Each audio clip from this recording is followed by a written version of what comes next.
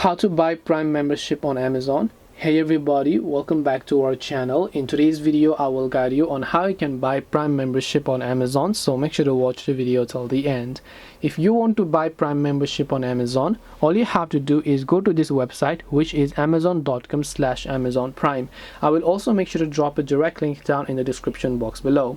Once you go to amazon.com/Amazon Prime, you'll find a toggle that says start your free 30-day trial. So just tap on it. Now when you tap on that option, if you are not already logged into Amazon account, by the way, you can log into one of your existing free Amazon account, or you can create a new account right away. And here you'll be able to see all the benefits that you get with Prime subscription.